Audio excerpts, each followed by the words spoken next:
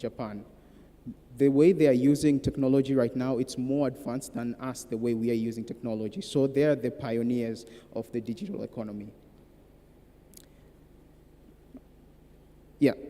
When you come to Africa, the countries that are leading in the digital economy is Nigeria, Kenya, and South Africa. So these are the countries that are a pioneer. So most of them, or most other, let me say, other countries would look at them as a benchmark of the digital economy. Sorry, it's not a Q&A session yet.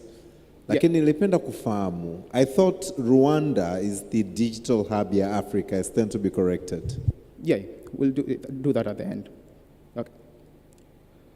So we need to understand basically what digital economy is. So generally what digital economy is the process of businesses integrating their core processes with technology.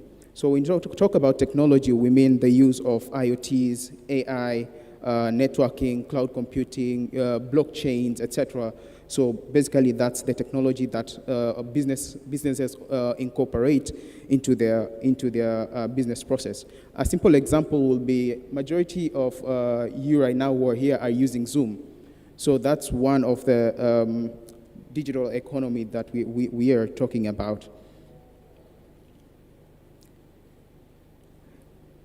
So what does this mean when we look at the digital economy? So basically what that means is, due to the businesses introducing technology into their business processes, then basically that led to those type of cyber threats that you're seeing on your screen in front of you.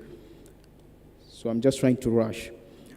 Now, when you come to Africa, these are the major common attacks that we as Africans face on a daily basis. So the first one is social engineering. So when we talk about social engineering, we mean phishing, vishing, and smishing. We'll look at a few examples on that light. And then there's a website being defaced, denial of services, so that the clients of the organizations wouldn't be able to get access to those services. Malicious programs, this we are looking at malwares, cyber espionage and data leakages, credentials being compromised, and vulnerability exploitation. So vulnerability basically is weaknesses on the systems. So this is an example of vishing. So vishing basically is voice elicitation. So cyber criminals are using phone calls to try and con people. So let's look at this example. I don't know if it's...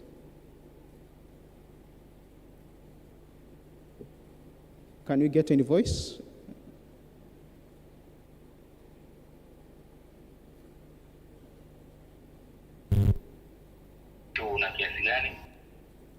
So let me just go back and start again. Hello, habari yako? Salama. Unaongea na Kipato Juma? Ndio. Naongea na Bwana Mkwele? Ndio. Hivi karibuni kuiangalia kwenye akaunti yako ya mtandao wetu una kiasi gani? Mtandao? Katika akaunti yako unaangalia ina kiasi gani? Ni 120,000. 120,000? Ndio. Uliangalia ina shilingi 120,000? Ndio. Sawa, ulimtumia mtu hivi karibuni? Alinitumia yeye shilingi 30,000. Na ukabaki na kiasi gani? 150,000. Unasema? 185,000. Ukabaki na kiasi gani kwa muda huo? 8,600,000. 8,600,000? 14,23,800. Baada ya kutumiwa shilingi 30,000 ukabaki na float ya kiasi gani? 5,828,10. Ukabaki na kiasi gani? 10,100. Kwa muda huu una kiasi gani kwenye akaunti yako? 38,500,000 na 250,000. Hivi unajielewa kweli wewe? Nikuulize wewe unipigia, unajielewa? Nakuuliza unajielewa kweli? Wewe umetaka kujua salio kwenye akaunti yangu nilokupa naye, si ndio? Nimekwambia baada ya kutumia hicho kiasi ukabaki na kiasi gani? Mbona ueleweki na unajielewa kweli wewe? 1,500,000. Mpumbavu kweli wewe. Mpumbavu mwenyewe, tafuta wengine huko tapeli. Nimeshakuelewa muda mrefu. Wewe mwenyewe ndo mjinga, tapeli mkubwa wewe. Nyinyi ndo mnatapeli watu kwenye mitandao nyinyi. Mnahamisha hela za watu. Unatakiwa utaje akaunti yako na kiasi gani? Wewe kwa nini usitaje wazazi wako? Taja wewe wazazi wako. Wewe ndio ujielewi wewe. Sisi wenzako shatapeliwa sana, shachoka sasa hivi na tunawatafuta nyinyi tuwakamate. Mjinga mwenyewe. Wewe mbona unataji akaunti yako namba? Ukishaambiwa una shilingi ngapi kwenye akaunti yako unataja kiasi fulani. Wewe nitajie wewe ya kwako. Nitajie wewe ya kwako. Taja wewe ya kwako. Hilo jizi wewe mwenyewe una hela. Akaunti yako haina hela. Wewe mwenyewe una hela. Haina hela. Jizi hilo. Hilo jizi hilo.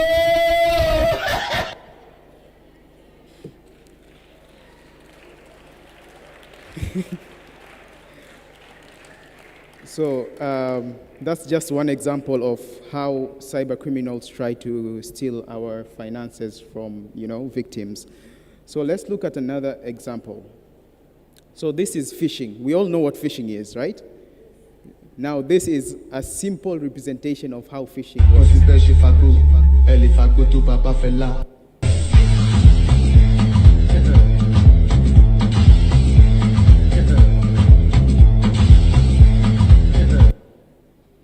Who understood what happened? Okay, I'm repeating it again.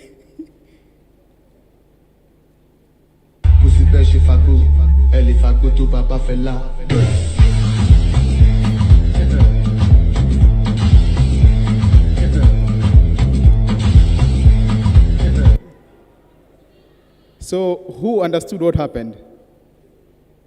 Can you please explain, Kainsa, what happened? Is there a hand or was that my hand? Yeah, there's behind you. Behind me. Yeah. Good. Okay, so isimame. Yeah, so mtoto alizania kwamba ananyosha juice, lakini in reality ndani ya ile kopo kulikuwa kuna dawa. Yes. So basically that's how phishing occurs. So the cyber criminals will come to you and pretend that they're giving you they'll tell you you've won free tickets to, let's say, Qatar. Here's your plane ticket, click on the link and fill out the information. But generally what they're doing, they're trying to steal your information and use it for malicious purpose. So this was just an example for you to get to grasp what phishing is in reality. So these are just some statistics of organizations that are being hacked, let me say, prioritized by cyber criminals. So that's just generally the statistics, as you can see. The next one is basically what cyber criminals go for or attack, and what is the success rate when we look at organizations and at an individual basis. And then the next one is basically what are the impacts of cyber attacks when it comes to the economy. So here is some good examples of cyber attacks that had happened in different parts of Africa. But for now, we're going to focus only in Kenya and in Ghana. So in Kenya, this is the most recent attack. So number one, there was a cyber criminal group called Anonymous Sudan, which basically hacked their e-citizen. This is where, let me just say it's a platform where you can apply for citizenship in Kenya. So that one was hacked. Financial institutions like M-Pesa was hacked. Kenya Power was taken down. So Kenya Power is basically TANESCO. So that one was taken down. The National Transportation Safety Board was taken down. Kenya Railway. So the other attack that happened was through another cyber criminal group called Medusa, where they hacked the Kenya Authority Airport, Naivas, that is a supermarket, and Jubilee Insurance. So basically this demonstrates that nobody is safe, and cyber criminals don't pick who to go for. When you go to Ghana, so they have their, it's called Basic Education Certificate Examination, so it's more or less like Nectar. Their website was hacked and it was made to look like a casino platform. And then the government institution was also hacked, one of their websites. And then once again, a company similar to TANESCO was also hacked. So that was their electric company. So are some of the solutions for these problems? So number one will be organizations should prioritize in doing vulnerability assessment and penetration testing. So basically that is looking for weaknesses in the systems and then trying to see if they are exploitable. And this can be done way before cyber criminals can manage to find them and exploit them and cause you a huge amount of damage on the organization or you as an individual. Second one, companies should have a security operations center. So basically this is a department which does monitoring of the network in the organization to see if the organization is hacked or indicators of being breached. Companies should also try their level best to keep their systems up to date, train their employees. So we've seen the example of phishing, how that works. Patching of system regularly, very important. Use strong passwords, because a lot of people up to now, they use passwords like nakupenda Yesu, nakupenda mama. So those are not strong passwords. Enable two-factor authentication. This is very, very important, because once the cyber criminal manages to get your password, then definitely they have to go an extra layer in order to fully get access into your account. So if you have Facebook, Instagram, Twitter, whatever social media that you're in, go and enable two-factor authentication to protect your information and your data from cyber criminals. And then finally, implement security posture. Now let's watch another video. This is also another security measures. So this is for the developers. I don't know if you have developers here. Yeah, so this one is for you. So basically this is a security measure which helps whenever people are trying to register or log into their systems, they need to enter a secure password. So as you can see, yeah. So the user there had put a very weak password, and whenever he was trying to press submit, the button was moving because the password wasn't strong enough. But when he kept a strong password, the button just stood still as in just to show that you are allowed to, submit the password, and it has met the requirement that we have. So this is just one security measures that the developers can use for security purpose. I guess I'm done. Yeah, so if you have any questions, I'm happy to answer. Yeah. Oh. Any questions? Yeah, answer.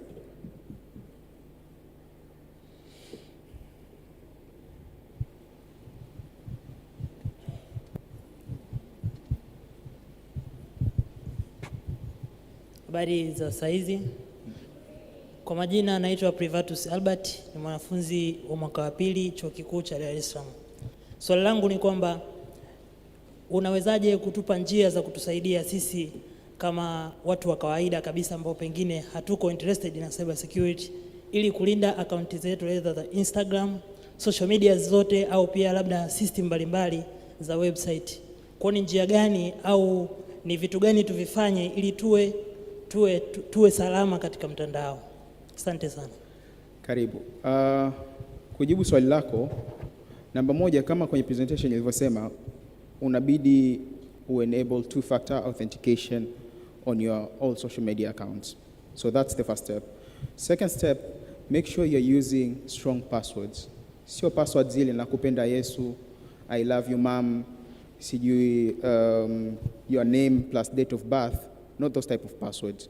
Siku hizi ukiangalia kama unataka kulogin into seme ndo una register for the first time on Instagram, utakuta Google yenyewe inakupa automatic suggestions of password. So unaweza ukatumia hizo kwa sababu they are very secure na they are very hard to crack. So unaweza ukafanya hivyo au ukatumia passphrase. Mfano unaweza passphrase yako ikawa mimi mtoto wa Mungu nakupenda sana, lakini katikati unaweka hizi special characters, @ capital letters, exclamation marks. So that's another approach. Nyingine ni kuhakikisha tu kwamba hutoi a lot of information kwenye social media yako, kwenye account yako. Kama brother alivyosema pale, una post your location, watu wanakufuatilia. Kama Kenya, watu wanakuwa wanatekwa because of that. Post yako ilipo. Lakini swali la pili, je, tuko salama na information zetu ambazo tayari tumeshazitoa mtandaoni either kwa kujua au kwa kutojua. Halafu swali la pili ni nini hatima ya hizo information zetu? Je, kuna namna yoyote either tuzifute au tufanyeje? Tunatakiwa tufanye nini? Kuna makosa either tumewahi kufanya. Nini tunatakiwa tufanye kutokana na hizo information ambazo tumesha share kwenye mitandao? So sorry, kabla hujakaa chini, naomba tuende taratibu. Swali la kwanza sijakisikia kabisa. Swali la kwanza ni namna unavyopatikana. Namna? Yaani mtu akihitaji kukupata. Ilikuwa kwenye slides. I don't know. Uliwahi kutoa haraka kidogo? Unaweza ukachukua picha, nimeweka my information, lakini unaweza ukaingia hata Google sasa hivi ukasearch Karim Mchata. Karim ya KH, so KA ile ya Mandonga ile. Ya kwangu ni KH. Kwa hiyo unaweza ukasearch ukapata all of my information, Instagram, Twitter, YouTube channel na kadhalika. Ama unaweza kunifuata hata baadaye, naweza nikakupa my information, no problem. Swali la pili. Swali la pili, je, tuko salama kwa sasa hivi tulivyo? Kwa sababu hao attackers Okay. Kwa hiyo kwa swali hilo inategemea amount of information ambazo umeziweka online. Umeona? Na shida ni kwamba whatever is online can never be undone. Yaani kitu chochote ambacho umepost ndio unaweza ukadelete na vitu kama hivyo, lakini in reality it's forever there. Hamna mtu anaweza kuzitoa hizo. Umeona? Kwa hiyo the only thing ama measure ambayo unaweza ukafanya wewe ni kuanzia sasa hivi kwenda mbele ni kuwa careful as much as possible, na pia kumbuka binadamu tuna evolve. Wewe sasa hivi ndani ya miezi 6 hautakuwa the same person. Kwa hiyo vitu vingi vitakuwa vimechange na data. Kwa hiyo try your level best to limit the information ambayo unashare kwenye social media na social platform etc. So that's the best solution way forward. Sawa, nashukuru. Anybody else?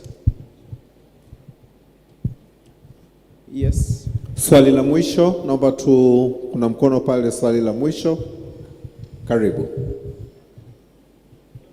Assalamu alaikum everyone. Wa alaikum salam. Bwana Yesu asifiwe. Milele amina. Kwa majina naitwa Anwar Kivuruga. Natoka Azania Secondary School. Swali langu ni kwamba nishawahi kusikia story ya Edward Snowden. Snowden, yeah. Yes. Yule jamaa alisema kwamba hivi vifaa tunavyovitumia, mfano computers au simu, kwa mataifa makubwa, mfano Marekani, wameenda kuongea na yale makampuni yanayotengeneza hizi kwa mfano Microsoft huko, extract vitu vyao katika hizi vifaa tunavyovitumia ambavyo vinawasaidia wao kuextract data, uwe online au sio online. As long as ukishaingia online, data zote zishakuwa extracted, zinatumwa kwao. Je, hiki kitu kinachozungumzwa hapa ni kweli au la? Okay. Na hii inakuwa inaitwaje kitaalamu kama ni kweli kwamba data zinakuwa zinachukuliwa bila sisi kujua aidha tunataka au hatutaki? Kitaalamu inaitwa espionage. Kwa hiyo basically wanajaribu ku exfiltrate data zako kwenda from one point to another. Ukweli wake yes, ni legitimate.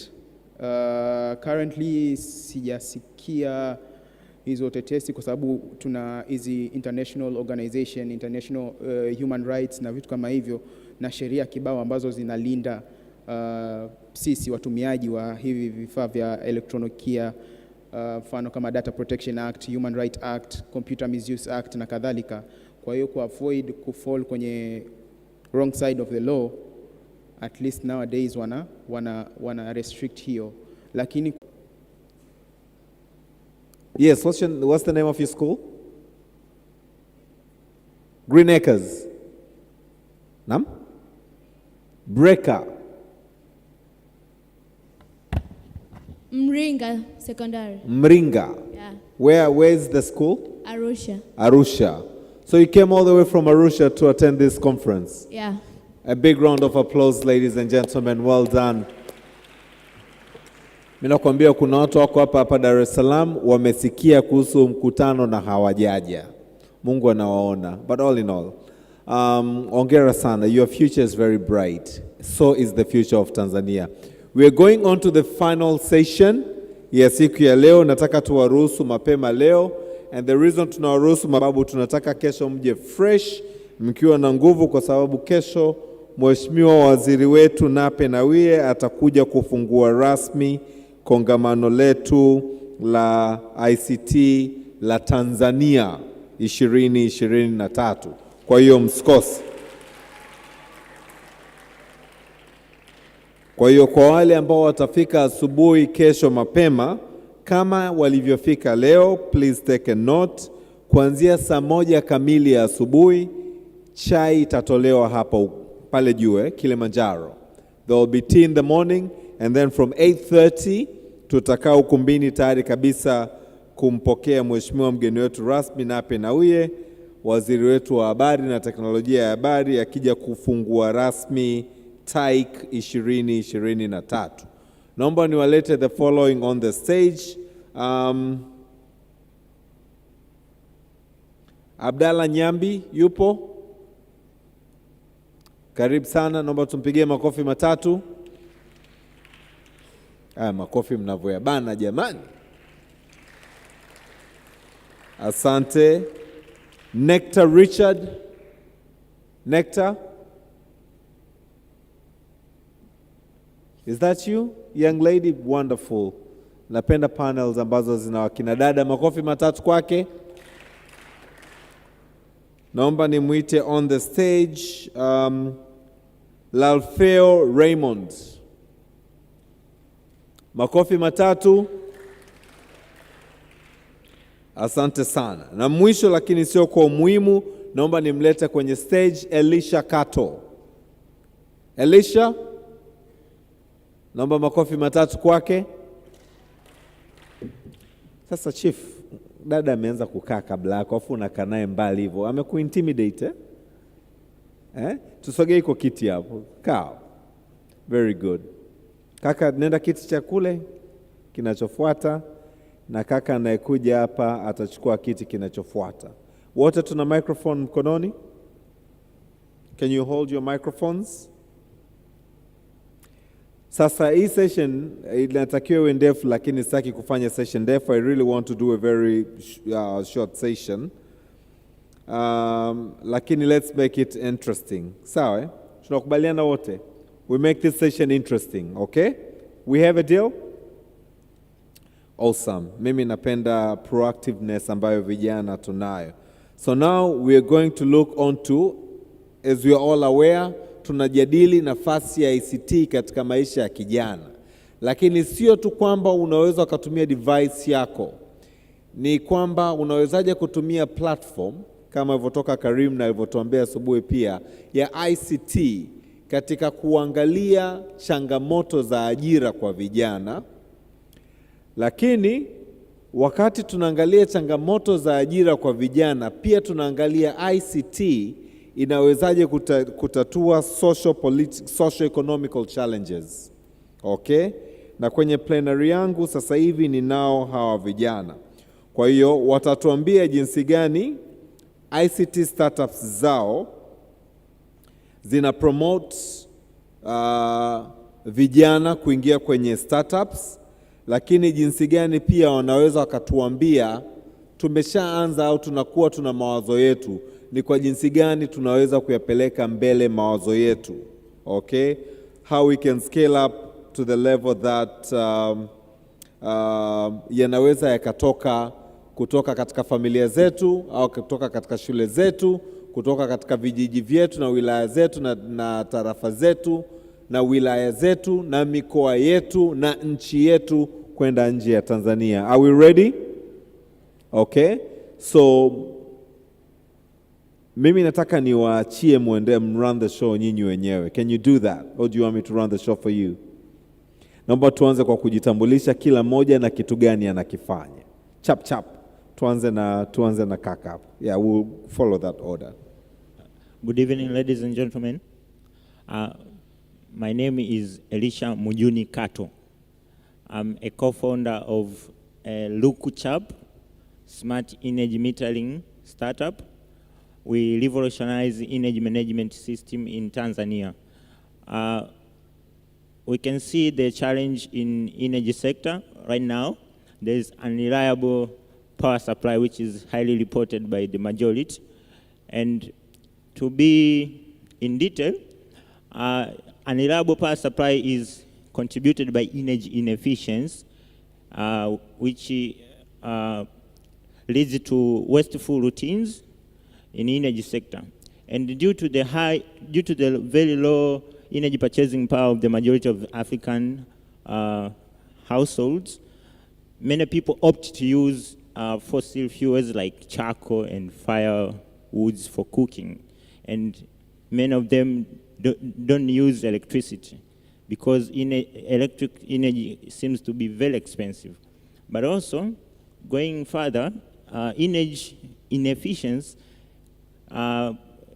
leads to even conflicts during the energy, whenever it's a time to pay new electricity bill. For example, in rental households, people who share same energy, just using your smartphone and increasing energy efficiency and saving the cost. In this consequently led to increased energy efficiency, but also lowering the cost for energy bill, because when you make analysis at the end of every month, you will find that your energy costs have been lowered to up to 15%, yes, and the efficiency has increased to up to 30%. So we are increasing energy efficiency, we are lowering energy costs, and finally we are saving the planet from carbon footprints because the energy now is going to be cheaper. Thank you. Asante. Elisha, right? Unafahamu Kiswahili? Kwa dakika moja unaweza ukatuambia kwa kifupi sana, 1 minute, not more than a minute, what it is that you do in Kiswahili, please. Kwa Kiswahili tunatengeneza mita janja, ambapo mita janja cha kwanza tuna solve tatizo hili la kuingiza umeme kwenye mita mpaka uende ukabonyeze token. Lakini sasa hivi unanunua umeme, kila kitu unamalizana nacho kwenye simu yako ya mkononi. Na pia ukiwa unapata pia notification au SMS kila siku kwamba labda umetumiaje umeme, lakini pia unaweza kuangalia kwamba sasa hivi unatumiaje umeme. Naitwa Abdalla Nyambi. Tunajihusisha zaidi katika kuipa thamani taka ya plastiki, hususan katika kutengeneza bidhaa mpya. Tunatengeneza automobile bushi za magari, bushi za bajaji kutoka kwenye taka za plastiki. Asanteni. Asante, makofi matatu kwake.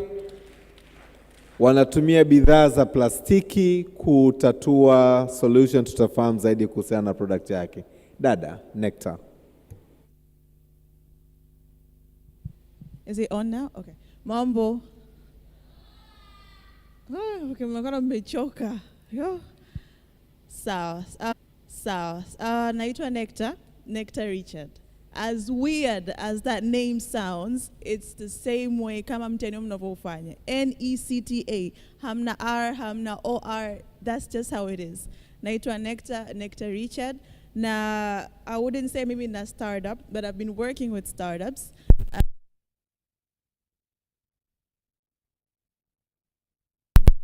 And I created my own website kwa ajili ya changisha school fees, sanitary pads, scholastic materials kwa ajili ya wasichana werevu ambao wanashindwa kuendelea na shule. And then from there on wanapata the tuition fee na kuweza masomo yao. Sana nilikuwa na target form 4 na form 6. But sasa hivi ni manager mradi Amua Accelerator pale Sahara Ventures, and Sahara Ventures is a group of companies supporting startups. So I would say for my experience, I've worked with startups, and literally is something that I would recommend to anyone at any age.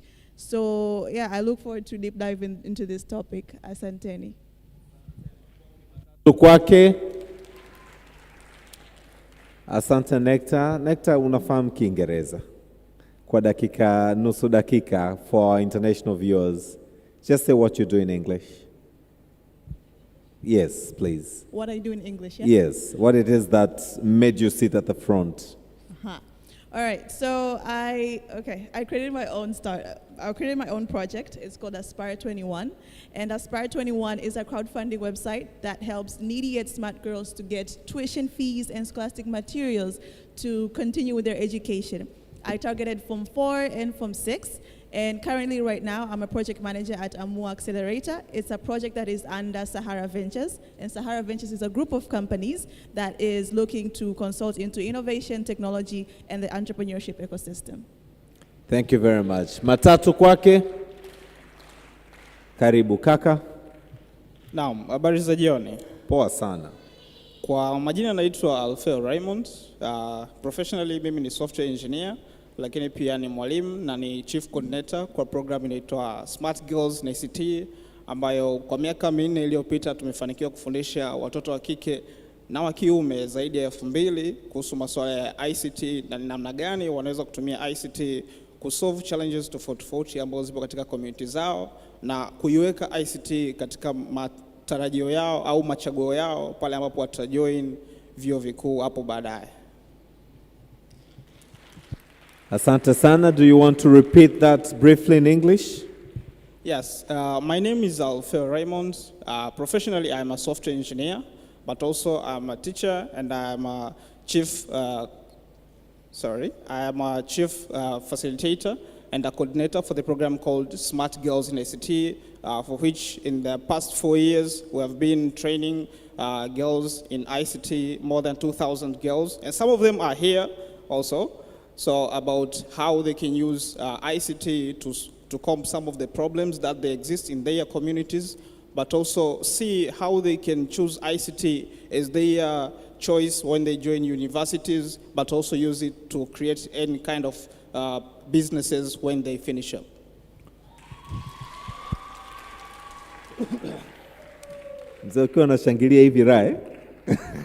All right. So very good. So I'm taking my second and third final series of questions, and then I'll open the floor for questions. Number 2, you all have solutions. You all have come up with digital solutions to address socio-economical challenges. Many young people here either are aspiring to even wear the shoes you are wearing, not the physical shoes, but to be where you are. Tell them, how easy or how difficult was it for you to be where you are, and what did you do to persevere through the struggles you faced at the beginning? Siku zote tunasema mwanzo mgumu, lakini tukishasimama tunasimama. Sasa naomba muongee na hao vijana hapa wanaotaka kuwa kama nyinyi, muambie sio inspirational zile bwana nyinyi sio nini. Nataka wewe uniambie bwana, mimi nilipata resistance kutoka kwa babangu, mtoto wa kike. Babangu alikuwa anataka nisome, lakini nikakaa siku moja nikamuelewesha. Nikamwambia baba, kuna kesho na kesho kutwa. Ajira siku hizi watu wengi wanamaliza shule hamna ajira. Ngoja mimi nianze kupambana hapa, nitasoma. Nikatoboa. Kwa nataka tuongee na vijana, tuwape picha halisi ya namna gani wanaweza kaanzisha startups zao, lakini changamoto ambazo wanaweza kukumbana nazo na jinsi ya kukabiliana nazo. Dakika moja. Kaka, tunaanza na wewe. Elisha, yeah? Karibu. Taongea kwa Kiswahili. Changamoto ambayo mimi nilipata ilikuwa ni ukosefu wa vitendea kazi. Startup ambayo naifanya inahusisha ICT, ambapo unatakiwa uwe na kompyuta, vitu kama hivyo ili uweze kuandika codes na nini. Mimi nasoma electrical engineering. By the time nakuwa na hii idea nilikuwa niko sekondari, ila sikuwa na vitendea kazi. Lakini nilipofika chuo pia mwanzoni pale sikuwa na uwezo wa kuafford computer. So nilichokifanya nilishirikiana na rafiki zangu. So cooperation, kwamba una cooperate na watu ambao wana access either zile infrastructure ambazo unahitaji au access ya knowledge, kwa sababu pia kwenye kutengeneza labda IoT solution, mimi ni mtu wa electrical engineering, naweza nisiwe vizuri kwenye software part. So natafuta mtu ambaye yuko vizuri kwenye software part ananisaidia. Pia naweza nikawa siko vizuri kwenye part kama kufanya researching, kuongea na watu, labda collect data. Utatafuta mtu ambaye yuko vizuri kwenye hiyo part, unashirikiana. Kwa hiyo mimi naona the best way ni kucooperate with one another. Thank you. Asante sana. Kuna rafiki yangu, dada yangu mmoja alikuwa ananiambia staff your weakness. Kama unafahamu una udhaifu kwenye kitu fulani, ule udhaifu, kama kuna mtu ambaye anaweza kaja kwenye biashara yako as your partner, get him or that person, get that person to be your partner. Staff your weakness. Na ndicho alichokifanya rafiki yetu hapa. Aligundua changamoto alizokuwa nazo, akatafuta mtu, wakatoka mbio pamoja, si ndio? Vema sana. Kaka, karibu. Asante. Kama mwanzo nilivyojitambulisha, naitwa Abdalla Nyambi, ambao ni founder wa Preo Company Limited. Nikienda moja kwa moja kwenye changamoto zilikuwa ni nyingi. Huo ni uhalisia, changamoto ni nyingi, hususan kulingana na in personal level, social level and even a structural level. Lakini zote unaweza ukazivuka kama ukiamua. It's all about mindset. Siwapi motivation, ni mhusika wa kwanza wa kile unachokianzisha ni wewe mwenyewe. Kwa mfano mimi binafsi moja kwa moja nilipata changamoto ya watu wa nyumbani kwanza. Nimemaliza chuo, natoka kipindi niko chuo nilikuwa na dini na masuala ya plastiki haya. Wakawa nasema vipi huyu jamaa kashachanganyikiwa nini? Kila siku anaongozana na mateja tena. Si anaenda kupotea. Kumbe kipindi hicho mimi nilikuwa nimekaa nafanya research, na uzuri rafiki zangu wa karibu ndio ambao nilikuwa nafanya nao project mpaka sasa hivi bado tuko nao ambao tunadili na hiyo project. Kwa hiyo kinahitajika ni nini? Kwamba kama wewe una wazo, simamia wazo lako, zidi kupambana na wazo lako. Pia tafuta watu sahihi kwa wakati sahihi, omba ushauri kulingana na kile kitu unachokifanya. Kingine, social media hizi. Na kumbuka ilikuwa 2019. Tulikuwa tumeanza project zetu hizi kuzilaunch. Maana tumeanza muda kidogo, ila 2019 tulikuwa tunazilaunch, tunaziposti kwenye mitandao. Tunaposti, tunaangalia wakina nani wana response. Mara ya kwanza sisi kupata fund, nakumbuka Mohamed Dewji alikuwa ameiona Twitter post. Akawa ameenda ameilike, afu akacomment pale Twitter, very innovative.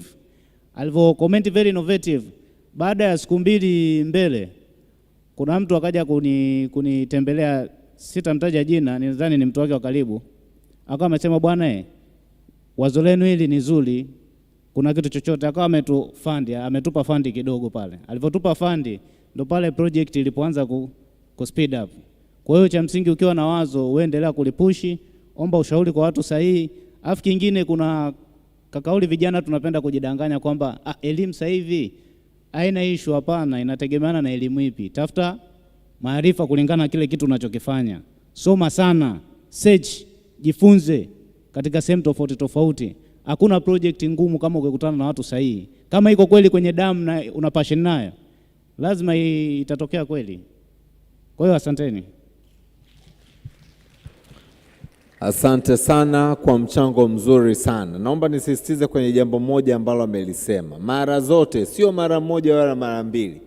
Mara zote tunapokuwa na mawazo endelevu, business ideas, concepts, opportunities ambazo tunaziona, tunaposhirikisha watu, mara nyingi huwa wanavaa jicho la hataweza. And they try all the time to walk us out of that. Okay? Kwa hiyo always know who you want to consult for an advice, a guidance. Oftentimes, wafuate watu ambao you know they will add value into your life. Sawa? Ukimfuata mtoto mwenzako ambaye yeye akili yake imejaa michezo, Simba na Yanga, wasanii, sitaki kuwataja tena, nisije nikashtakiwa, etc., they will walk you out of that. Ningewasimamisha wale vijana wangu wawili, yule binti pale na yule kaka wa Zania, wangeweza kuniambia ni kwa jinsi gani hawakumshirikisha mtu yote wazo lao. Leo wana prototype. Okay? Kwa hiyo kaka pia amesisitiza kwamba jamani, just know who you want to follow for advice and guidance. Okay? Mkurugenzi wa ICT Commission tunamfahamu wote? Moses, naomba usimame. Naomba tumpigie makofi mengi sana. Labda hatufahamu huyu bwana ndio aliyeandaa huu mkutano. Ofisi yake, milango yake milango yake huwa haifungwi. Kama una wazo lako zuri na unajua litatatua changamoto, nenda ofisini kwake huyo bwana, atakuguide. He will give you guidance on how to go about it mpaka wazo lako lije kuwa fedha. Makofi mengine kwake. Asante. Kwa ameandaa mkutano huu wa 7 wa kimataifa just because he wants you guys, everyone here, to know that yes, it can be done. Okay? Nectar. Utatuambia na siri ya jina lako. Baba alikuwa anafanya Nectar au imekuwaje? Tuendelee. So young people, many young people would want to know, how did you get to where you are? How did you come up with the idea? What are the challenges you faced? And how did you overcome them? So that if they all come to do whatever businesses they have in mind, any challenges they will face, they will know how to counter them and be exemplary for the next, for the 8th TIC here in Tanzania. Okay. So, mimi nimesoma Jangwani Secondary. Na uzuri ni kwamba nilipokuwa nasoma, people like Alfeo walikuwa wanakuja, nimetaja right? Yes, people like Alfeo walikuwa wanakuja shuleni, walikuwa wanatufundisha jinsi ya kutengeneza websites, applications, na nilikuwa sijui what ni nini yani kutengeneza author. Nilikuwa kama ni kitu foreign sana, kwa sababu nishaangalia movies nyingi, so unaona kama vile ni vitu tu wanafanya ta kitu kimetokea. So walipokuja pale shuleni kwamba tuanze kujifunza mdogo mdogo kwamba hiki maana yake nini, what is a notepad, sijui unawashaje computer, mimi nilijiunga na hilo darasa. So lilichukua like I think 3 years or 2 kuelewa exactly front end web development. What I want to say ni kwamba when you want to learn something, au kama unacho hiyo idea yako unataka kuifanyia kazi, usiende mbali sana. Wakati I think since last year mpaka 2016 I've been mentoring wasichana wadogo ambao wako shuleni, na wakijaga na mawazo yao nawaambia msicheze mbali sana. Mtu anakuambia I want to create this kind of thing, I want to do this. It's very good to dream big, that's very good. Lakini how do you start? Kwa sababu ukianza na kitu kikubwa kitakuelemea. Wewe hapo ulipo uko chini ya umbrella ya wazazi, si ndio? Kwa you need to kwanza kitu kidogo tu kwamba hapa shuleni naweza nikafanya nini. Wakati niko form 2 nilianzisha hiyo website ya Aspire 21 ambayo ilikuwa ni kwa ajili ya kufanya crowdfunding au fundraising kwa ajili ya wasichana. Nilivyosoma pale Jangwani, tulikuwa na marafiki zangu ambao wao walikuwa wanauza ubuyu darasani, walikuwa wanauza pipi. Of course walimu walikuwa nakataza, lakini wao ndio walikuwa wanauza. Kwa mwalimu akija darasani, midomo mekundu, sijui mikono tayari ishakuwa ina buyu, na ikishafika by lunch time, yule mwanafunzi kashatengeneza profit yake. So ukija investigate why anafanya hicho kitu, it's because anataka kujikimu yeye kama yeye mwanafunzi, anataka kupata nauli yake, anataka kununua vitabu, anataka kufanya nini. So nikaona kwa nini tunaua zile spirit za wale wadada kutengeneza their own businesses. The issue ni kwamba hawana pesa ya kujikimu. So I created a website. Sikufanya mimi mwenyewe, I involved my friends pia. Kwa sikuanza mbali kwamba I want to need. Of course it's very good kuwa na very big dreams, you need to have those big dreams. But where do you start? Unaanza sehemu ndogo shuleni, wanaokuzunguka hawa 5. Ni tatizo gani ambalo unaona linalowakumba? So yeah, so start small, start at school. Mimi na uhakika shuleni kwenu mpotoka kuna programs ambazo labda hamjawahi kuzisikia au hamjawahi kuona kama zina manufaa yoyote. Give it a week au hata siku moja, ingia, jifunze, angalia what's there for you. I never thought I would be a developer one day, and now here I am. I'm partly a developer and a project manager. So you can imagine kwamba hivi vitu sio tu kama unavipuuzia vinapita. You are here leo, you are very lucky kwamba uko hapo umevaa uniform. You're the priority. Kwa hiyo ukitoka hapo, hata ukimfuata the director right now, you have more power than me. Mimi ni mtu mzima tayari, so of course taongea atapita. But wewe umevaa that uniform, that's your power. It's kwamba you are young, you are intelligent, so go and ask the question, go ask for whatever is that you can gain from this. Yeah, so I would say start small. I would say start at school, whatever you have, use that resource. Usiskip kwamba mimi naona kama ni kitu kidogo sana. Of course it's something small, but inaweza kusaidia wewe kuendeleza kuwa ukubwa. Na hata mtu akija kutaka kuinvest in your business au labda kukusaidia, atauliza umefanya nini mpaka sasa hivi, what's your prototype, umefanya kitu gani, then unaonyesha bana, so far according to what I have, resources ndio nazo mpaka sasa hivi nimefanya hiki hapa.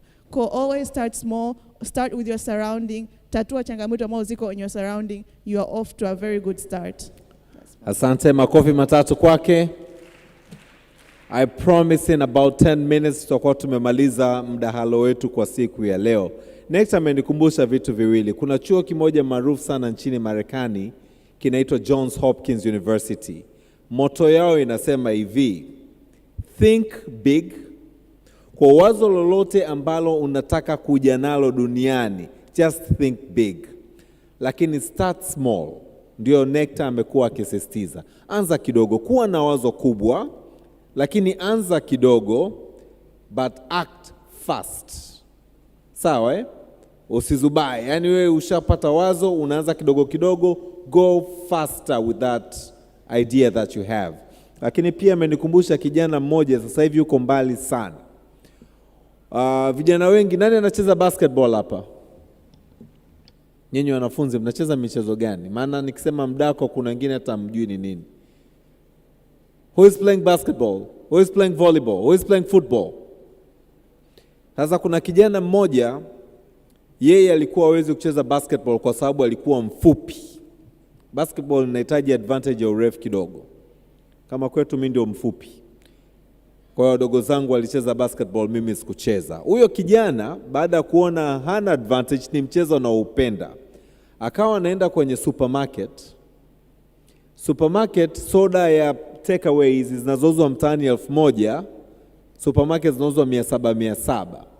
Akawa anaenda anachukua za baridi, baada wakati wa break kwenye basketball alikuwa na wauzia wenzake. Sawa eh? Sasa hivi ni mmoja ya matajiri wakubwa sana Dar es Salaam. Just from that sport, alikuwa anapenda ule mchezo. He used to like it very much. He used to enjoy watching it. He couldn't play it because he was short in stature. So what he decided to do, I will be selling soda, and he made lots of money. Kwa unapokuwa na wazo, unapokuwa unaona kuna fursa sehemu, usije ukasema hii fursa bwana, ngoja nimwachie so and so. Itakupita na utabaki kusema da, ilikuwaga wazo langu lile. Ilikuwaga wazo langu lile.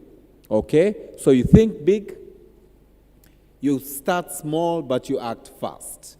Asante Nectar. Kaka, tumalizie, nitakuja na swali langu la mwisho alafu tutaruhusu maswali mawili, then we'll close this session for the day.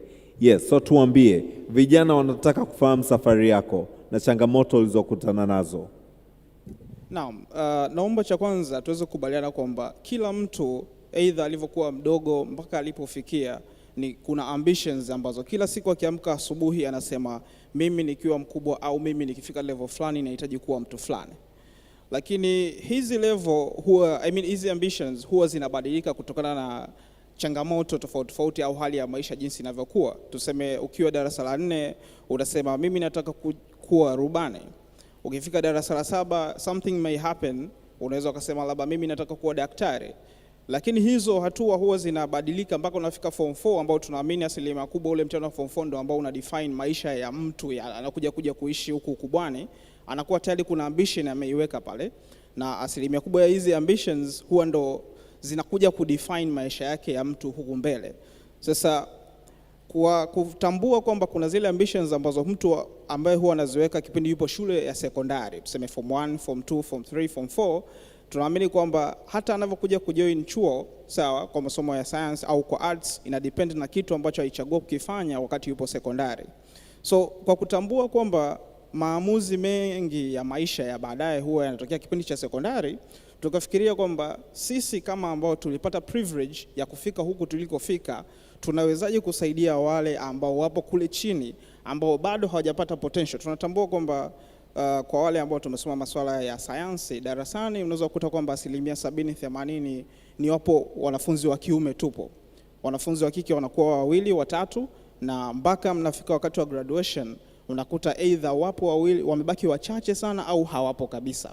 Sasa hii changamoto baada ya kufuatilia tulitumia design thinking, unakuta kwamba kwa yale maisha ambayo mtu anaishi, kutegemea na jinsi watu wanaokutana nao, ndio huwa inasaidia either kuongeza kile ambacho alikuwa hakijui au kumpa sababu ya kuanza kudadavua na kutambua kitu kipya ambacho labda anaweza kakiongezea kwenye listi yake. Kwa hiyo kwa kufikiria hivyo sasa ndipo tukaja kuanzisha program ya hiyo Smart Girls in ICT, kuonyesha kwa watoto wa kike ambao wako katika shule za sekondari kwa kidato cha kwanza, cha pili, cha tatu, cha nne, cha tano, kuonyesha kwamba kuna kitu kinaitwa ICT. Sio ngumu, haijatengenezwa kwa ajili ya wanawake au wanaume peke yake au watu ambao katika maisha mazuri au katika maisha mabaya, lakini inaweza ikatumika na mtu yoyote na anaweza kaifanya mtu yoyote. Lakini sio tu ili uweze kuja kuitenda ni lazima uje usome chuo kikuu au ukasoma shule nzuri zaidi. Unaweza ukawa na background ya aina yoyote na unaweza ukafanya chochote, lakini mradi una uwezo wa kufikiri na kutenda. So kwa kusema hivyo, naomba niseme kwamba haijalishi una background gani, lakini ukiwa unatambua unachohitaji kukifanya, ukiwa unajiweka katika mazingira yale ambayo yanaweza kukupeleka kutoka sehemu moja kwenda sehemu nyingine, unaweza kufika sehemu yoyote. Kwa mfano, mimi babangu ni fundi seremala na mamangu ni mwalimu wa shule ya msingi, lakini wao hawajawahi kusikia ICT ni nini. By the matter like mwaka wa kwanza wakati naanza mwaka wa kwanza kwenda mwaka wa pili walikuwa hawajui ninasoma kitu gani. Lakini mwisho wa siku walipokuja kusikia wasema ndio madude gani. Kama ningesema kwamba familia yangu ndio idefine pale ambapo nilianzia nifanye kama wao na kufika pale ambapo walifika wao, sidhani kama tungefika hapa. Lakini pia sidhani kwamba tuna uwezo wa kufanya kile ambacho tunataka kukifanya kutokana na mazingira tuliopo. Unaweza ukapata kitu cha kufanya kutoka kwenye changamoto ambazo zinawazunguka wengine, na si kila solution ambayo itengeneza ni lazima iwe ya kutengeneza faida. Kuna muda fulani unaweza ukamsaidia mtu ambaye ana shida ndogo sana, lakini ile furaha ambayo anaipata ikawa ni furaha yako pia. So kwa kuambia watu wote waliopo hapa ni kwamba unaweza ukawa una wazo, unaweza ukawa una uwezo, lakini unaweza kwamba ukawa hauna wazo au hauna uwezo. Amini katika community ambayo ulipo unaweza kukusaidia kutoka sehemu moja kwenda sehemu nyingine.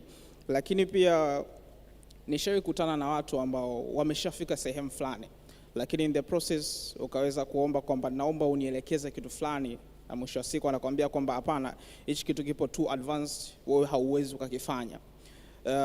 Sidhani kama watu kama hawa wanapaswa kuwepo katika jamii, si ndio? Na pia sidhani kama tunapaswa kuamini kwamba mtu akikwambia kwamba hauwezi kufanya kitu fulani inabidi na wewe uache. Kitu cha muhimu ni kuamini kwa kile ambacho unakiamini, lakini pia ukiwa na mipango, ukiwa na ambitions, nikiwa mkubwa nataka kuja kuwa mtu fulani, hakikisha zile ambitions ambazo unaziweka unazifuatilia na zinakaa stable. Zisiwe zile za nikiwa darasa la kwanza nataka kuwa daktari, nimefika darasa la 4 nataka kuwa mwalimu, nimefika form 4 nataka kuolewa. Haifai kuwa hivyo. Na kwa kusema hivyo naomba nizime mic. Asante. Asante sana. Wewe ni mwalimu kwenye hii shule? Wote hawa ni wanafunzi wangu. Actually nina wanafunzi kama 500 lakini wamekuja wachache. Inaeleweka. Sasa nimeelewa. Safi sana. So thank you so much. Jamani, kama kuna kitu kinakunyima usingizi usiku,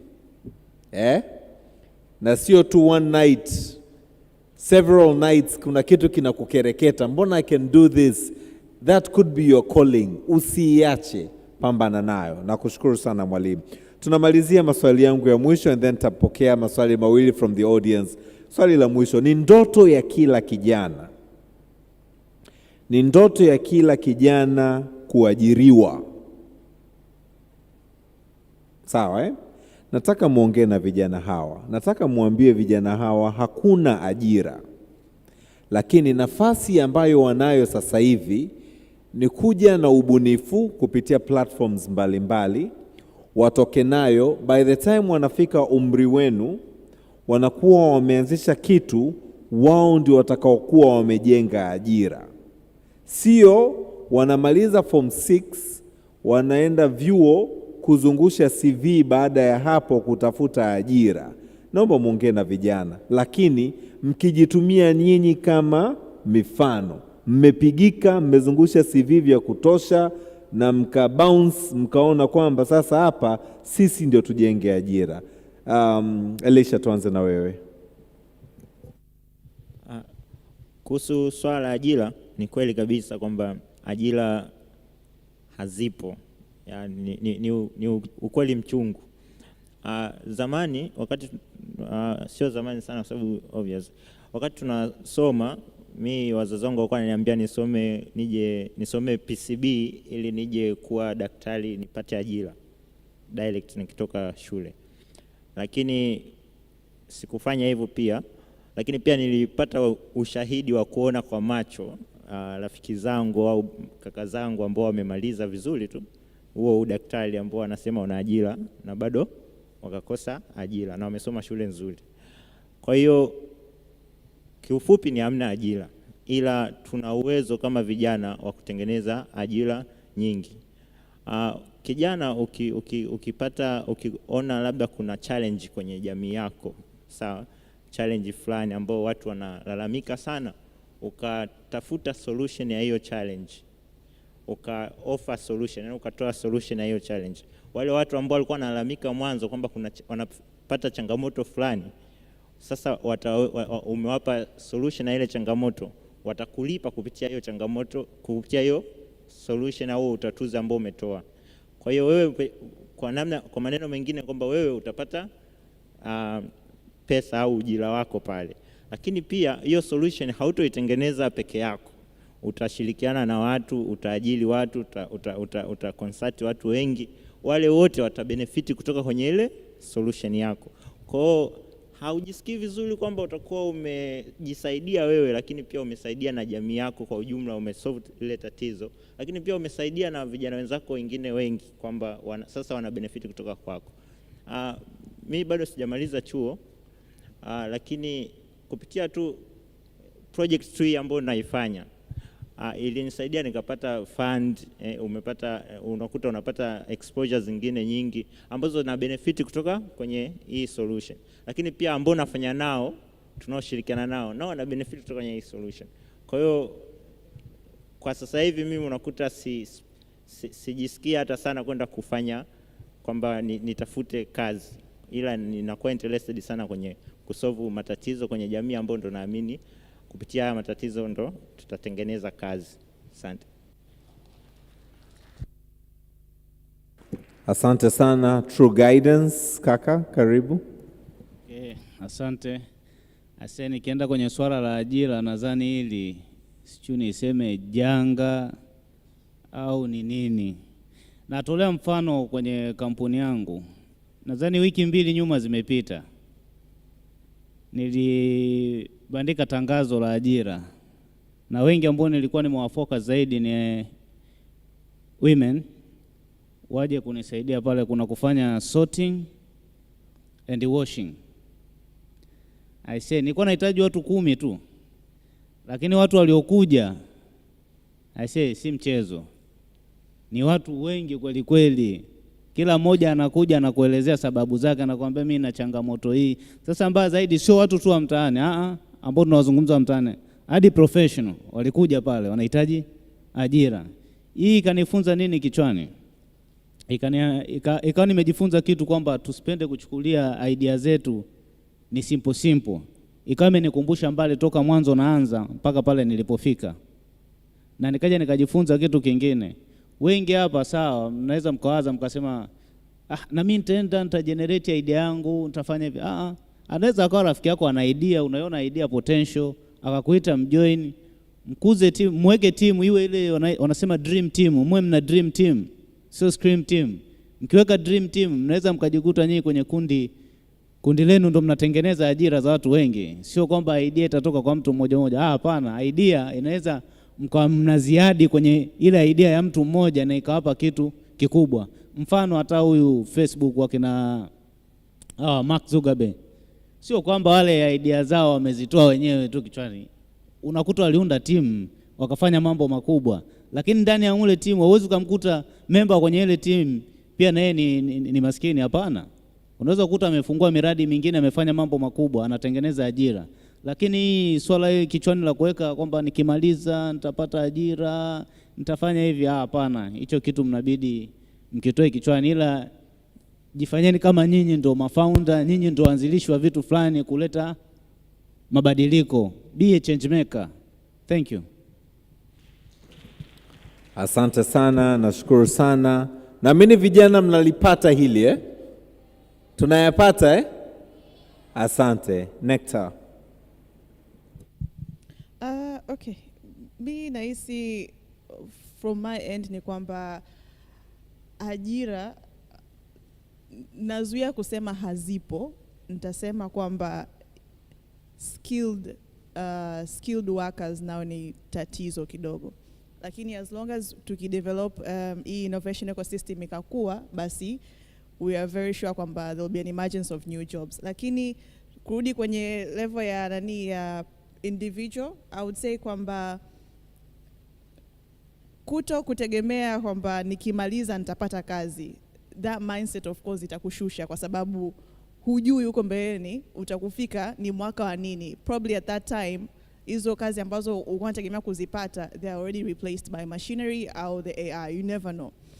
So what I would say ni kwamba improve yourself, improve your own skill.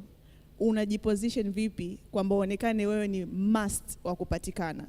Kama wewe ni mzuri sana tuseme kwenye hesabu, then uko updated na the current labda technology kuhusu masuala ya hesabu?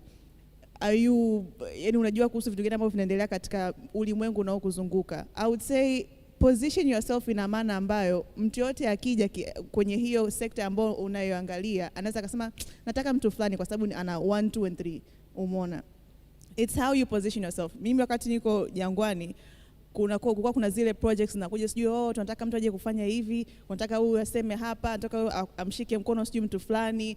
Usio yule mtu fulani anaweza akafanya, like jipeleke wewe mwenyewe mbele, you never know unaweza ukapelekea wapi. And that's your spotlight. That's pale ndo unapojenga your own skill, pale ndo unapojenga kwamba unazoea kukutana na watu kama hao, na ndipo unapotengeneza network yako. Kwa I would say kwamba improve yourself. Mi pia hata sikuanza tu kwamba nikamka asubuhi nikaanza kufanya kila kitu, hapana. It takes practice.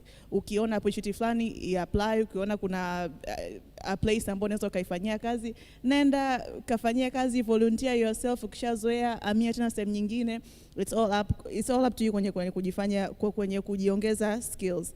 And then pia kwenye kuposition yourself, make sure kwamba watu wanajua what you are doing. Kama wewe ni mzuri sana kwenye kupika, shout, kila mtu ajue kwamba wewe ni mzuri wa kupika. You never know nani ambaye anakuwa anasikia akasema I want to do something with you. Lakini pia start on your own, create your own project, peleka nayo, and whatever you have, enda nayo hivyo mbele za safari, something will pick up and you continue from there. So those are my 3 things.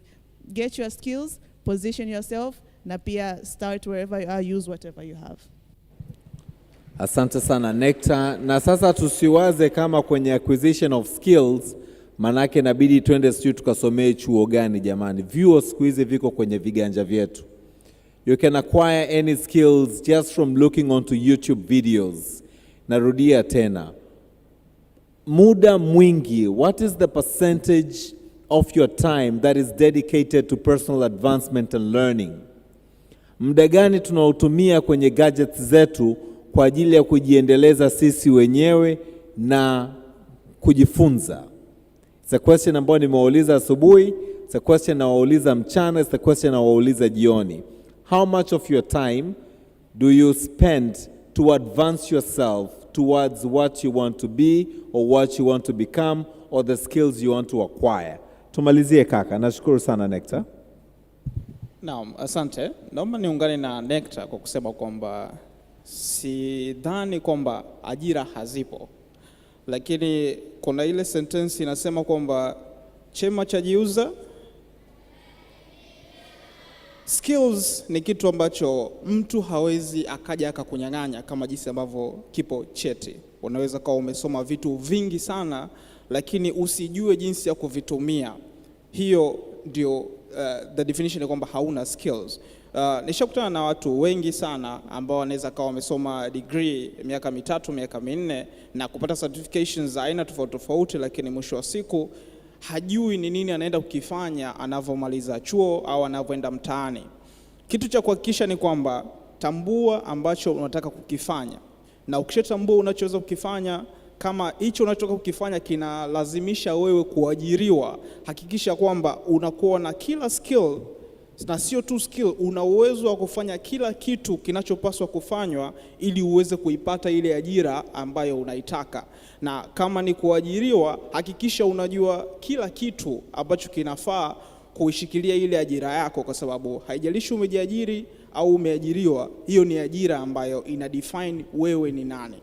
Na ukiweza kushikilia zile skills zako zina define wewe ni mtu wa aina gani, na ndio jinsi ambavyo hata watu wengine wataweza kuamini kwamba kuna mtu ni fulani ana uwezo wa kufanya hiki na tumeweza kukiona na ukaweza kuchukuliwa. Unaweza kuona CV ambayo ina peji 3, 4, 5, lakini ukiweko mezani unaulizwa okay, unaweza kufanya kitu fulani, utaambia okay, naomba nichukue kompyuta niangalie kinavyoweza kufanyika.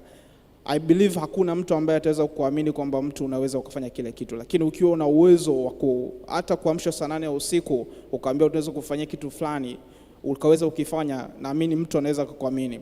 Wanafunzi wangu siku zote huwa tunawafundisha jinsi ya kuweza kufikiria na kuangalia changamoto kutoka upande wa mbali na kuanza kutengeneza solutions kutokana na kile ambacho kina exist. In the process wanaweza kujifunza skills zinazowasaidia kuadvance na kufikia kutengeneza ile changamoto na kurudi kwa jamii kuangalia je, jamii inaweza ikapokeaje ile changamoto. In the process wanajifunza kujiajiri, lakini pia kwenye kufanya communication na team building, pale wanaweza ku define roles na kutambua kila mtu ni kitu gani anaweza kukifanya katika ile team. So skills ni kitu cha muhimu, either ajira zipo au ajira hazipo unaweza ukazitengeneza, lakini pia ukitegemea cheti unaweza ukapokonywa. Wengi tunaamini kwamba nikimaliza degree mimi nimeweza kusecure maisha, lakini chuo kina uwezo wa kukupokonya ile degree muda wowote wakijisikia. Lakini skills ambazo uko nazo hakuna anaweza kazipokonya. Na ajira ipo kwenye mkono wako. Kwa ukicheza vibaya, that means umepoteza ajira yako. Asante. Asante mwalimu. Na pia niongezea hapo aliposema mwalimu, sio kila aliyesoma ameelimika. Tunafahamu tofauti kati ya kusoma na kuelimika? Very good. If you are able to put to practice what you learn, wewe umeelimika. Lakini kama unaenda shule kujua 1+1 ni 2, 1+2 ni 3, lakini 2+1 hujui ni nini, wewe umeenda sijui kutafuta nini shuleni. Sawa eh? Skills can be acquired with the technology, and kupitia mkutano huu, with the technology that is at hand, the gadgets that we have, the platforms that we have, let us use them to our advantage to advance our agenda. Naomba makofi mengi sana kwa panelists wangu. Nitachukua maswali mawili tu. 2 questions, one from a girl and one from a boy, if any. Kama kuna maswali, kuna dada pale, naomba usimame, you have your mic, put it on, ask your question. Na mdada mwingine pale, kina kaka nitawazomea sasa hivi. Haya. Hello. Hi. Kwa majina naitwa Latifa Saidi Adrian. Swali langu lilikuwa linamlenga sana dada Nectar ama mtu yoyote ambaye anaweza kunisaidia swali langu.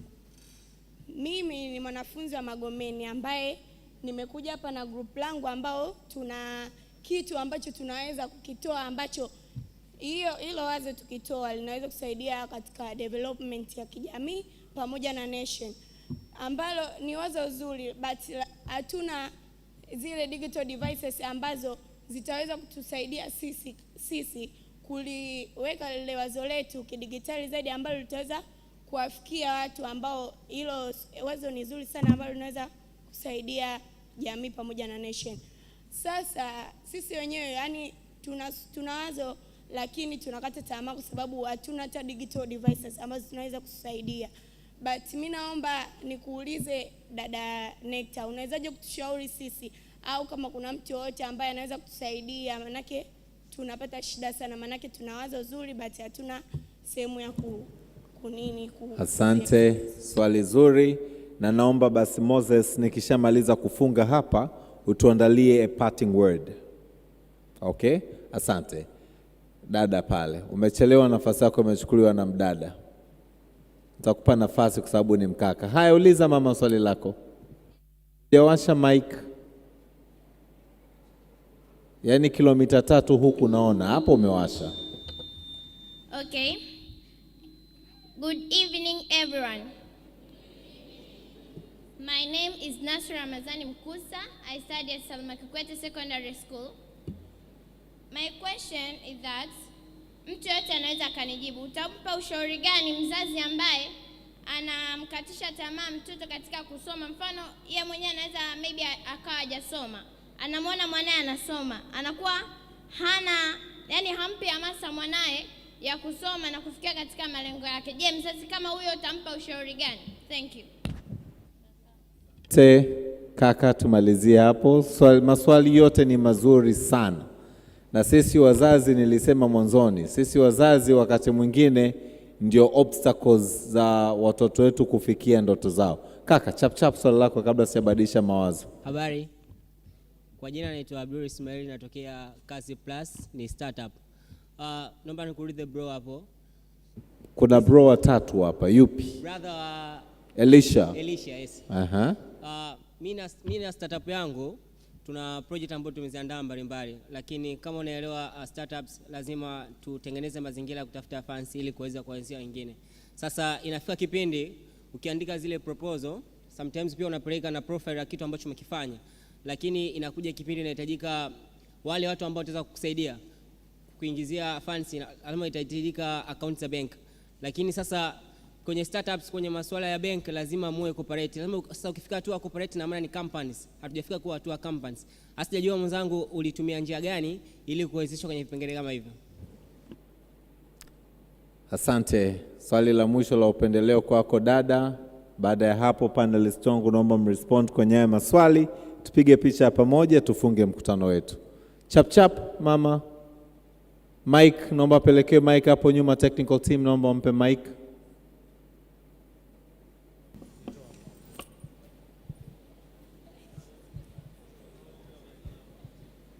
Changamka kidogo, changamka. Nataka tuwaruhusu. Okay. Assalamu alaikum. Wa alaikum salam wa rahmatullahi wa barakatuh. Bwana Yesu asifiwe. Amen. Sasa mimi nina swali, labda mtu wote anaweza kanijibu. Sisi kama wanafunzi tunakuwa tuna idea zetu, tunaogopa kwenda kuambia watu ambao wametuzidi kidogo. Tunawazo labda wataweza kutuibia idea zetu. Mtu unaweza kwenda kumwambia akasema hiyo haiwezi kusaidia chochote. Wewe idea yako mbaya, kafikirie tena. Wakati wewe ushamwambia yashaichukua na kuifanyia kazi, afu wewe hakusaidii chochote. Kwa ushauri gani mtatugaia sisi wanafunzi ambao tuna idea afu bado tupo chini? Asante. Asante, wazo zuri sana. Karimu, unataka kusemaje? Karimu, unataka kusemaje? Unataka kujibu au unataka kuuliza swali? Unataka kumjibu? Umetisha sana Karimu. Haya. Naomba mic hapa mbele. Naomba tumpe mic. Basi wakati Karimu anapelekewa mic, Nifanya, yeah. So, Steve Harvey alisema sometimes unaweza ukawa na great idea lakini never tell your great idea to small-minded people, kwa sababu small-minded people are going to kill your idea na you'll end up not doing it.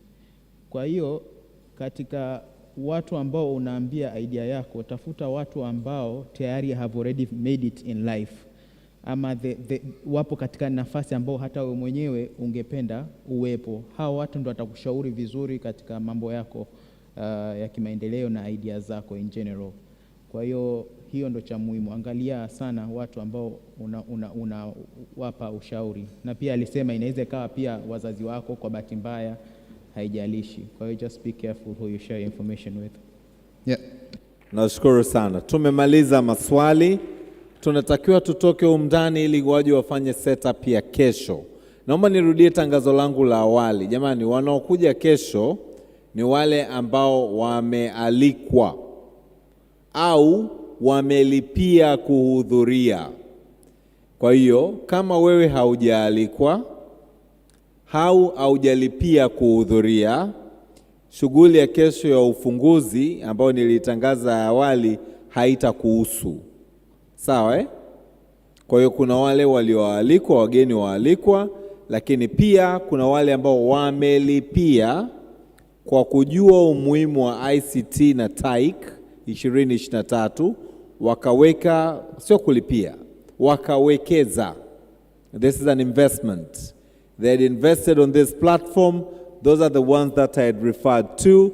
Breakfast will be served from 7 a.m. up to 8:30. 8:30, we will all be seated to wait for the guest of honor, Honorable Nape Nnauye, who will come to officiate TAIC 2023. Please take a note. Asante. Panelists wangu, naomba tu dakika moja kama kuna maswali unataka kujibu. Mwenzako kama kilijibu au usilijibu. Chap. Tuanze na Elisha, alikuwa na swali.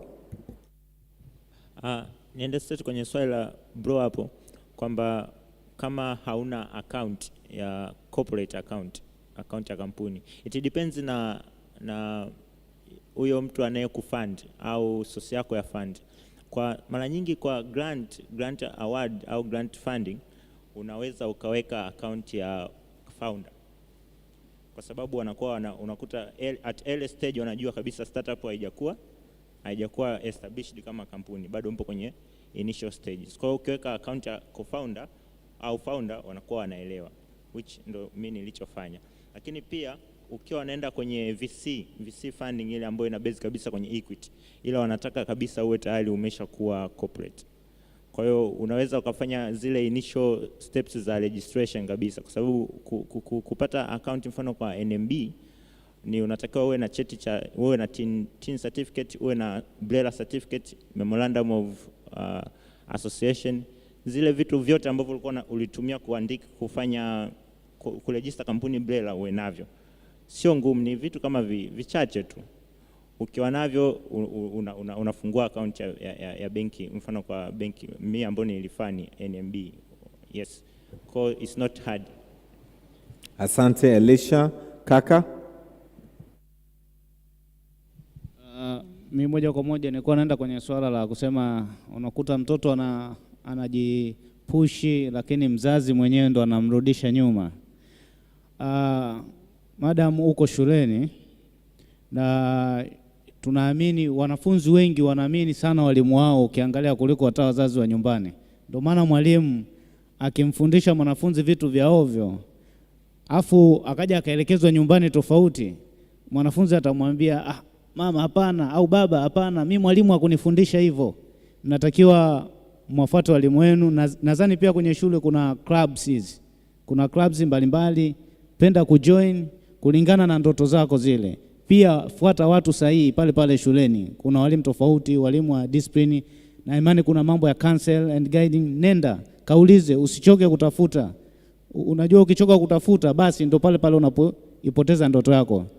Uwe unajituma, nenda katafute, kuwa na discipline, utafika unapotaka kwenda. Forget about your parents, maana muda mwingine wazazi wetu na wenyewe unakuta kuna limit fulani ambayo tayari wanayo tokea mwanzo. Kwa hiyo wewe kama wewe kwanza jipushi, shirikiana na watu sahihi, search, uwe mtu yani usiwe mtu wa kukaa, tafuta information ambazo unazitaka ili uweze kufika sehemu unataka kwenda. Asante. Nashukuru sana. Kofi Annan kabla hajawa katibu mkuu wa Umoja wa Mataifa alikusanya CVs za wote waliokuwa wamemtangulia. Akaangalia wana nini ambacho yeye hana, akavitafuta vile vyote, akahakikisha vyote yanavyo. Akaenda kuomba ile nafasi na akaipata, na hakukuwa na mtu wa kupinga. Kwa hiyo ametukumbusha panelist wangu hapa kwamba bado nafasi unayo, kile unachotaka kukifanya kama una kitafuta utakipata na mwisho utafanikiwa malengo yako. Nashukuru sana. Nectar. Okay. I think mimi nilikuwa na swali kule nyuma. Umesema kwamba kuhusu idea yako lakini hauna vitendea kazi, si ndio? Okay. So mimi cha kusema ni kwamba na tunaweza tukaendelea hii conversation mbeleni kabisa. Sio lazima iwe yes. Unataka kusema kitu? No, naweza ukaendelea. Okay. Zima mic yako. Kwamba tunaweza kumalizia conversation pembeni, but cha kusema sasa hivi ni kwamba tafuta partnerships ambazo zinaweza zikakusaidia. Kama shuleni kuna club, kama Alfeo nayo yupo shuleni, then that's the best solution kwa sasa hivi. Unaweza ukawaambia ambacho una kilack wewe, Either watakumenta kwamba ufanye hiyo solution kwa njia nyingine kwa kutokana na vitu vilivyokuwa navyo, au wanaweza kukusaidia kutafuta vitu ambavyo wewe unavihitaji ambavyo unaona ni lazima kuwa navyo. I wish tungekuwa tuna muda tungesikia idea yako, lakini hiyo ndio the quickest solution ambayo naweza nikakupa kwa sasa hivi, kwamba angalia partnerships zilizokuwa nazo, lakini pia local resources ambazo unaweza kutumia, kama ni kuhusu masuala ya energy au labda ni kuhusu masuala ya ya kutengeneza websites or anything ambacho unaona that's your solution, then find kitu ambacho unaweza kufanya kwa sasa hivi, alafu wakati huo umesha generate income, basi ndio uanze hapo na kuendelea from there. Lakini we can talk more baadaye, I'm still around, and then taona ambacho naweza kufanyika. Akishuka hapa uje umshike mkono, mkae chemba kuambia mawazo mengi zaidi, sawa Lakini moja ya vitu vya msingi ambavyo napenda kurudia, kama idea yako inahusiana na sekta fulani nje ya spheres ambazo zimekuzunguka, kwa hiyo kama shule waweza kukusaidia. Tumemwona leo Moses Nkundwe, Dr. Moses wa ICT Commission, pia ana jukumu la kuhakikisha idea zetu zinasonga mbele. Kuna taasisi nyingine labda atazungumzia akiwa anatufungia leo mkutano wetu, lakini pia anapenda kufahamu muongee zaidi ili aweze kukupa guidance zaidi, sawa wewe na wenzako. Tumalizie kaka mwalimu.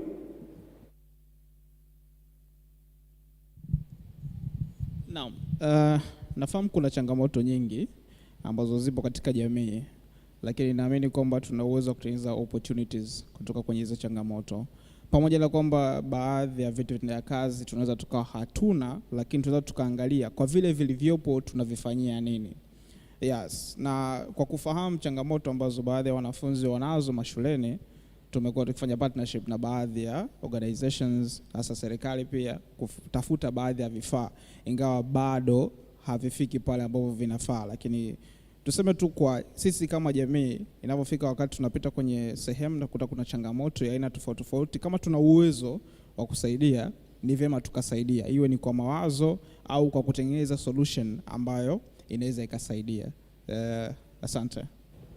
Nashukuru sana. Naomba tusimame panelist wangu, tusogee mbele hapa kwa ajili ya picha ya pamoja, na wakiwa wanapiga picha ya pamoja naomba tupige makofi mengi sana kwao. Lakini tuendelee kupiga makofi mengi sana kwa mkurugenzi wa ICT Commission anapokuja kuongea na sisi na kutupa neno la kumalizia siku yetu ya leo. Moses Nkundwe, daktari, karibu sana. Makofi kwake. Asanteni sana panelists wangu. Well done.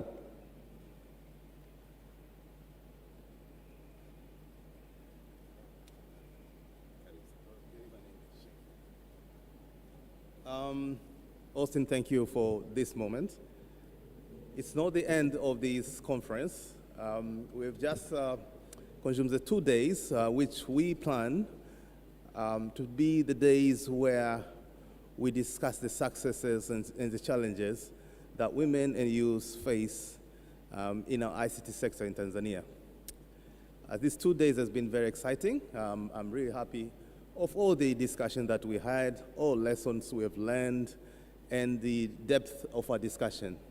I'm so much touched to see students, especially the one that are starting school, that first you attend with, with full concentration, ask questions, and this is the spirit that we want. You are the future for our country, and our country needs you when we're building our digital economy and to make our country very competitive. Tomorrow, we are going to start the actual conference of TIC, of which we are going to have a number of discussions. Many of the things that we discuss in tomorrow, Thursday and Friday, are basically things that we have touched in these 2 days. But of course, we are going to go a bit deeper into that. I know almost all of you will be around tomorrow, and which is a very good thing. And I urge you to be listening attentively, ask questions when you see that you need some clarification of more explanations of that.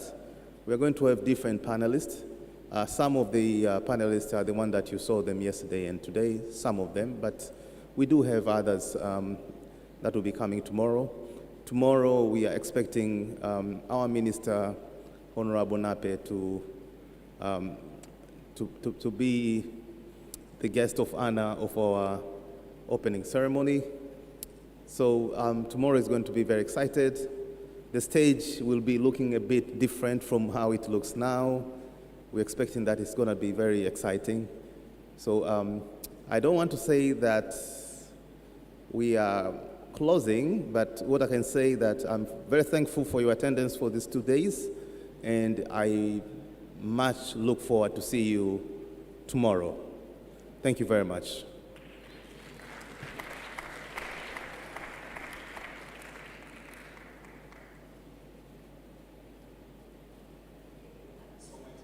We've come to the end of this day. Nawatakia wote jioni njema. Thank you. Naomba tujipigie makofi as we exit the room.